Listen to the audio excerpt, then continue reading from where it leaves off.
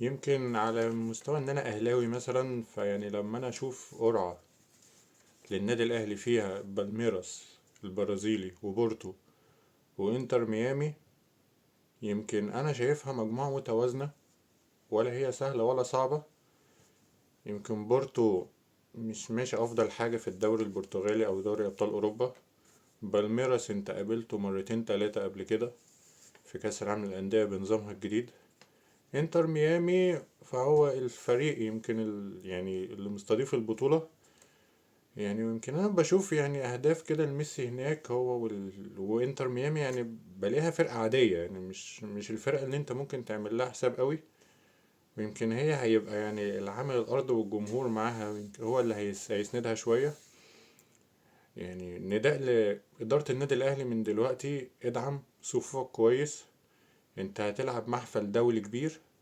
ما ينفعش اجي في لحد شهر 6 الاقي ان المهاجمين بتوعي وسام ابو علي الاساسي وكهربا الاحتياطي بتاعه.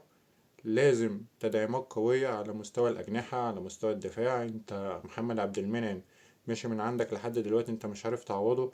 جبت يوسف أيمن، واللي الظاهر كده ان مارسيل كولر مش مقتنع بيه. ويمكن بان اكتر في اول ماتش لعبه قدام سيراميكا كليوباترا في الدوري. يعني انا شفته ما عندوش صراعات خالص، ولا يعني مش هو المدافع اللي المفروض يبقى مكان واحد زي محمد عبد المنعم. احنا شفنا محمد عبد المنعم في النادي الاهلي واحد بيطلع بالكرة كويس، ما بيخافش، ويعني وقلبه جايبه. بالبلدي كده قلبه جايب ان هو بيعمل اي حاجة في الكورة، وبيبقى واثق في نفسه. لحد دلوقتي انا شايف ان مفيش مدافع قادر يعمل الحاجة اللي زي ديت. اشرف داري من ساعة ما جه هو مصاب. يمكن امبارح طلع من النادي الاهلي ناس قالت ان هو بقى جاهز خلاص، هو وسام ابو علي. ودي يمكن الحاجة اللي ممكن تفرح النادي الاهلي، وخصوصا يعني في وسام، لان احنا شفنا مستوى كهربا الفترة الاخيرة. يعني في كهربا في حاجة، ايه هي بقى عند كهربا هو؟ ولو كهربا عايز يرجع لازم كهربا يسأل كهربا اللي كان في 2023 اللي كان شايل هجوم النادي الأهلي كله بعد ما رجع من فترة إيقاف 6 شهور. يمكن دي رسالة لإدارة النادي الأهلي إن انتوا لازم تدعموا بقوة بيرسي تاو. لو شوف انت هو هيمشي ازاي، سواء عايز ياخد قيمة عقده او تشوف له عرض. لان هو الحالة يعني ده يعني يمكن سيد عبد الحفيظ قال ان هو بغزالة، فما ينفعش يعني يبقى حد في النادي الاهلي بغزالة، او انا هلعب بمزاجي. ما ينفعش حد يلوي دراع النادي الاهلي ويقول له ان انا عايز اخد حقي يعني او عقدي كامل عشان امشي. دي يمكن حاجة ما كانتش موجودة قبل كده. يمكن على مستوى المجاميع بتاع كأس العالم، لو جينا نشوف أول مجموعة اللي هي مجموعة النادي الأهلي فيها بالميراس وبورتو والنادي الأهلي وإنتر ميامي. يمكن أنا مش يعني مش هستنى تمثيل مشرف من النادي الأهلي يعني في البطولة اللي زي دي، لأن مجموعة زي ديت أنت المفروض تصعد. يا عم لو ما كنتش هتصعد أول عشان إنتر ميامي، وبرضه الفريق دوت هيدعم بكل قوة. يمكن في صحف بتقول امبارح إن كيفن دي بروين ديفيد بيكهام هيفتح معاه مفاوضات في يناير عشان يضمه في كأس العالم. ودي هتبقى فرصة لأي لعيب، سواء من يعني من اللعيبة الكبار أو من اللعيبة الصغيرين. دلوقتي ما بقاش حاجة اسمها دلوقتي اللعيب الصغير بيلعب في أكبر أندية أوروبا. احنا بنشوف في السعودية لعيبة عندها يعني ما كملتش ال30 وال32 سنة بتلعب في السعودية عشان خاطر الفلوس. فديفيد بيكهام هيغري اللعيبة اللي هيجيبها في حتة كأس العالم دي. غير ان قررت الفيفا امبارح ان يبقى في حاجة استثنائية كده، وهو ان انت كل نادي ليه حق ان هو يضم 5 لعيبة عشان خاطر كأس العالم. واللعيبة دي هتبقى مدة إعارتها يعني على كلام الفيفا هما بيقولوا شهر. فهل احنا هنشوف الكلام ده من النادي الأهلي ولا لأ؟ يمكن أنا مستني من المجموعة بتاعة النادي الأهلي ديت إن هو لو مش هيصعد أول يصعد تاني. وطبعا التالت هيبقى بورتو وبالميراس أو العكس. المجموعة التانية لما نشوفها هتلاقي فيها باريس وأتلتيكو مدريد و... وبوتافوكو البرازيلي وسياتل الأمريكي. يمكن مجموعة محسومة. يعني أنا يمكن شايف إن هو اللي هيصعد باريس سان جيرمان واتلتيكو مدريد. انما الفريق التالت اللي هو البرازيلي دوت فريق قوي جدا، واحنا شفناه. يمكن انا شفته في بطولة كاس الليبرتادوريس. فريق كان مطرود منه واحد وقدر ان هو يكسب، وقدر ان هو يعني يكسب وما يكسبش واحد او اتنين، لا ده يكسب 3-1. يعني سكور، يعني فريق عارف يكسب ازاي. يمكن يعني انا توقعاتي ان يمكن المركز الاول هيبقى باريس سان جيرمان، والمركز التاني ممكن يا اتلتيكو مدريد يا يعني يا بوتافوجو البرازيلي. يعني هنشوف المجموعة التالتة، بايرن ميونخ وبنفيكا وبوكا جونيور واوكلاند سيتي.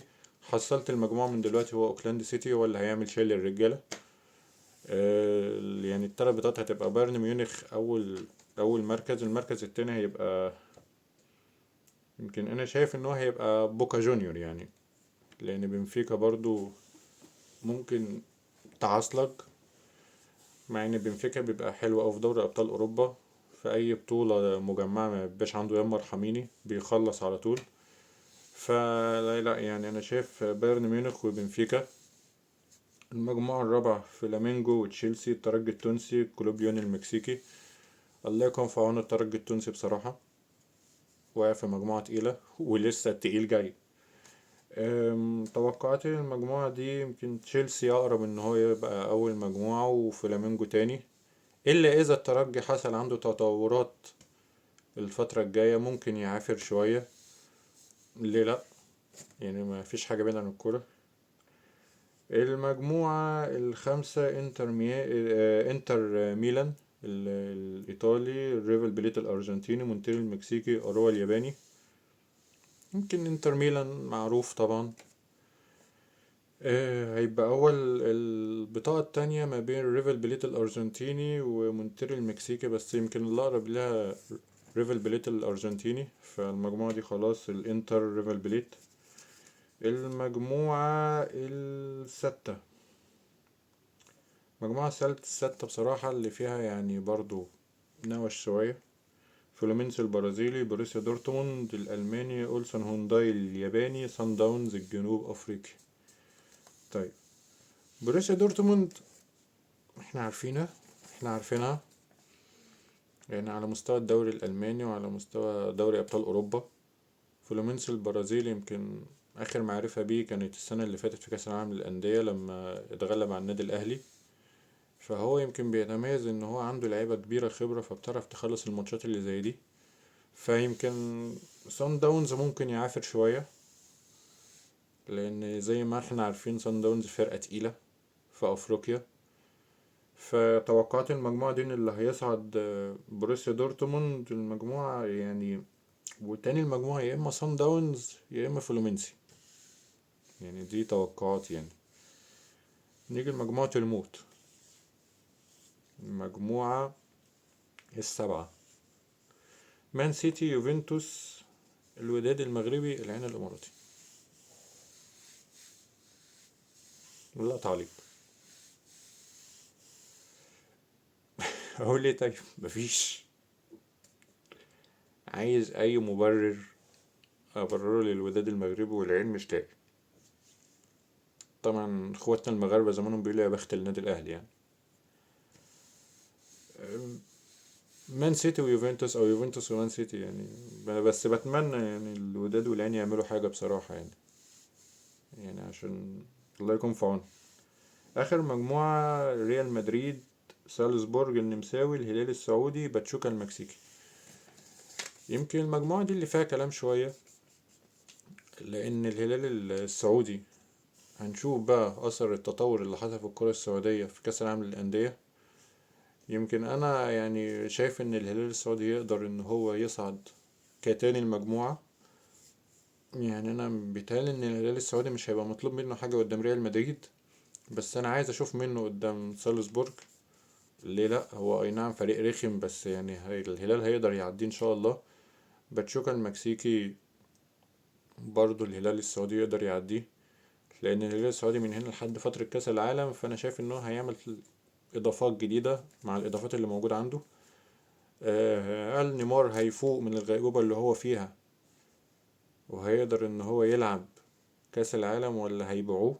لسه لحد دلوقتي يعني مش عارفين. هو لحد دلوقتي نيمار ما عملش حاجة اصلا مع الهلال السعودي، هو قاعد في بيتهم عمال ياخد فلوس وبس.